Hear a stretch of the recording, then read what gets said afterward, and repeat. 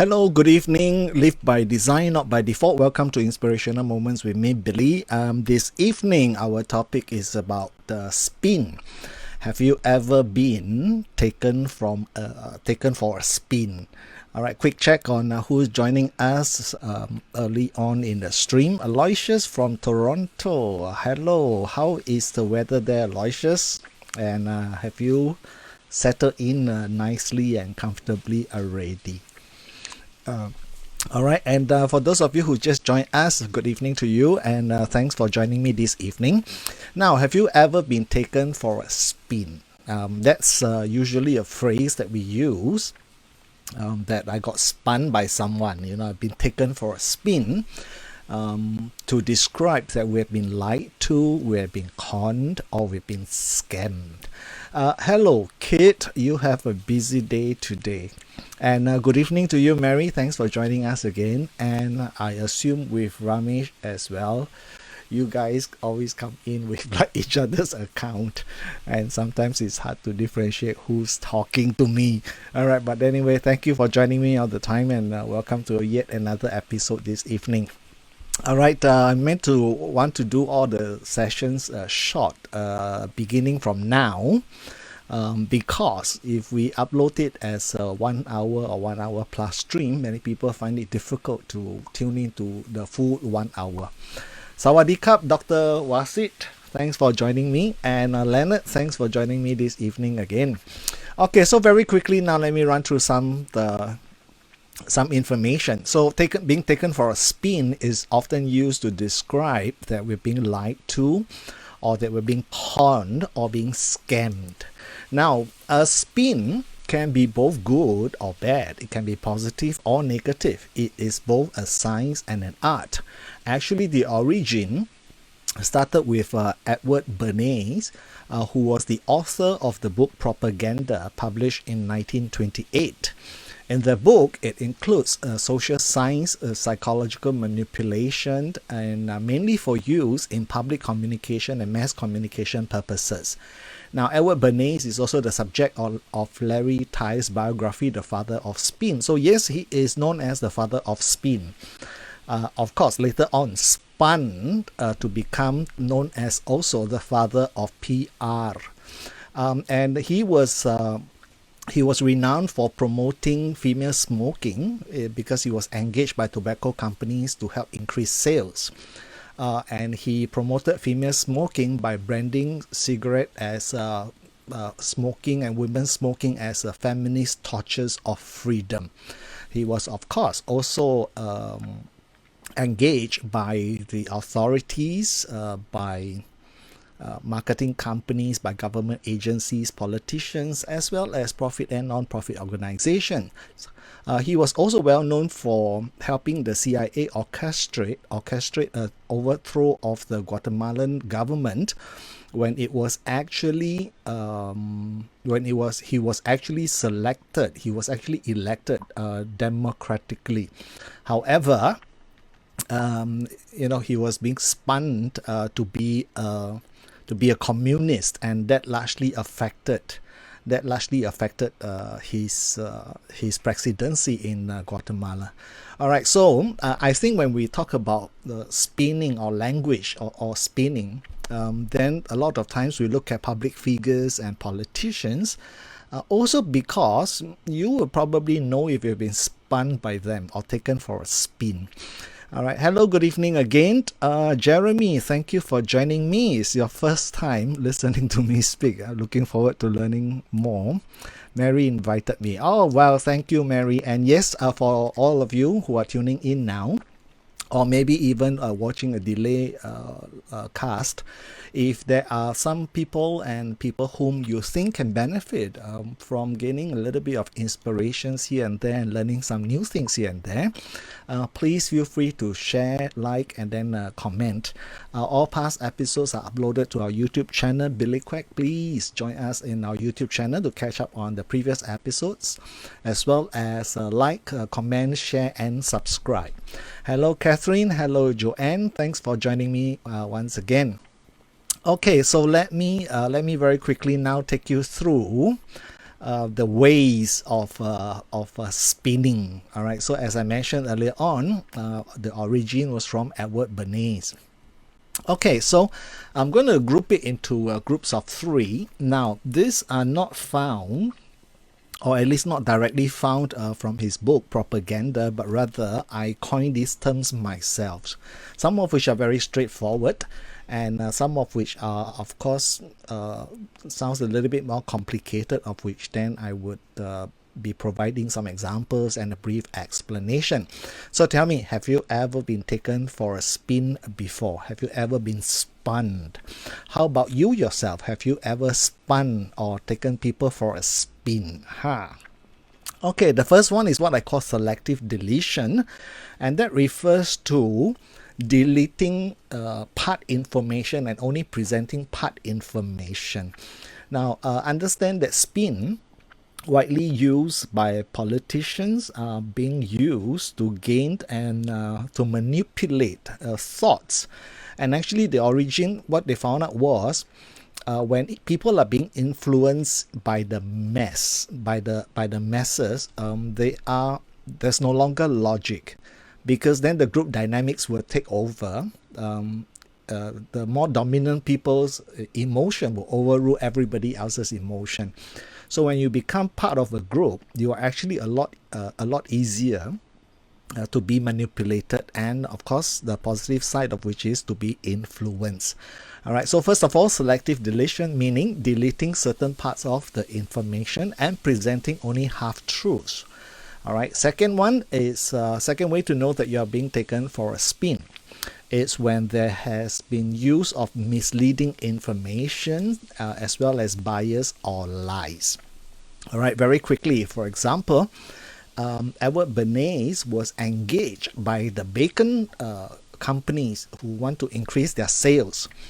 And so he started a campaign to promote bacons and eggs as being the better breakfast, as being the ideal breakfast.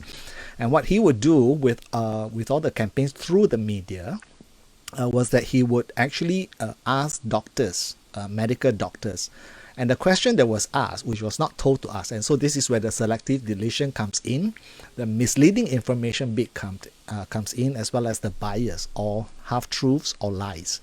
All right. The question to the doctors were actually this: is it healthier to eat a hearty breakfast or a skimpy breakfast? Of which 9 out of 10 doctors said that a hearty breakfast is more preferred and recommended. Now, the campaign then went on to say that, well, then if that's the case, bacon and eggs are the better breakfast, right? And as I also mentioned earlier on, one of the things he was most well known for was when approached by the tobacco companies to help increase sales, he promoted women's smoking as being torches of freedom.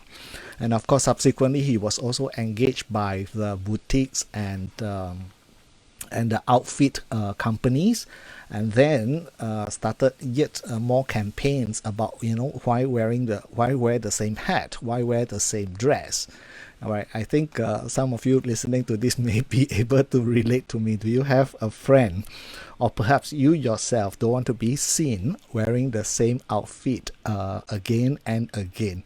I, on the other hand, prefers to wear things I'm comfortable with, and so if it's an outfit that I'm comfortable with, I won't mind wearing again and again and again.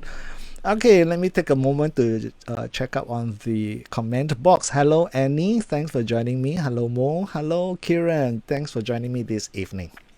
Okay, so these are the first 3, what I call language of spin. Now here comes another group of 3. Reframe for acceptance. Actually, for those who are NLP trained, you may already discover or suspect that the language of spin is what we NLP people call linguistics, what we call slide of mouth techniques, what we call reframing. Okay, so reframe here means the message is being reorganized, is being rewritten for mass acceptance. For example, when America joined the World War I, their message to their people and to the masses was to bring democracy to Europe. right? And in fact, if you think about it, right, how many wars were created by spinning politicians? Okay, and then also another way in which the spin doctors will go about taking people for a spin is by making association or dissociation at convenience, at their convenience and to their advantage, which means if it's convenient for them, then they will make the association, such as associating themselves with authoritative figures, names dropping just to increase their credibility and therefore making their messages more influential. Or they dissociate at convenience. Of course, then when it's positive, they will be associating themselves to the positive messages and figures. And when it is not convenient or not to their advantage, then dissociation will be the preferred mode. Next is the use of emotional appeals, where they instill fears or issues threats. For example, a certain political leader we know who is very prominent in the media, and he's very smart actually. He used tweeters to reach out to millions and millions of people without having to pay much. Yeah. Also, it was mentioned by Bernays that when anything goes through, when any message goes through the form of media, it is more persuasive. People believe in the media these days, right? So think about it, right? Nowadays, we are no longer reading up on the traditional print medias much, but pretty much we are now more on social media. Okay, do you realize like fake news came from social media? Right, so be discerning when you're reading messages and catch out for any of these spin languages. All right, so emotional appeal, such as messages like we've lost control of our illegal immigration, there are criminals flooding our country, there's a massive danger because Hillary wants to flood our country with Syrians and Syrian immigrants. Right, so there you go. Some examples here coming from public figures. I chose these examples because they're easily verified. You can actually go Google up and find out more. All right, 7, 8, and 9. Another groups of 3. Number 7 is they promise first and forget later. And I should add, forgetting conveniently. So promises that were used to gain influence and gain votes were conveniently forgotten later on. And there's always a reason, right? Okay, number 8, positioning themselves as narrators, as a change agent. All right, throwing on messages such as there is something very dangerous going on. There's a lot of corruption, and my task is to drain the swamp. Okay, and of course, number 9 is the use or convenient use of the phrase coincidence. It's coincidental. All right. For example, not directly know this person and the circumstances per se, but just based on what I have read, that a certain person who was found guilty of grooming underage girls so that he can sexually abuse them, but when he was caught just before committing the act of child sexual abuse, claimed to be there by coincidence. How many of these coincidences have you heard from? Okay, before I go on to the next group of 3, and yes, tonight is going to be very straightforward and very direct, let me also take a moment to look at the comment box. So please tell me if you have any questions, you have something you'd like to add, or even share with us some of the things that you put into practice from our live streams and found it interesting and that you'd like to reinforce and to share.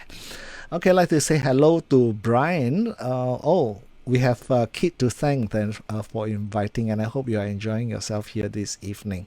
All right, ever been taken for a spin, or have you taken someone for a spin? If you have done any of those, or been a victim of spin doctors, how have you been pun.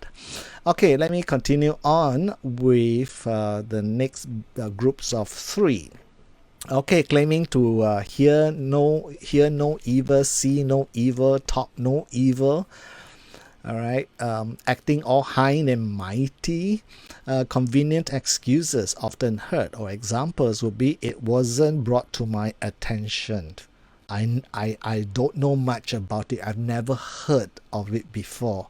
All right, dismissals like that. So hear no evil, see they hear no evil, they see no evil, and they talk no evil.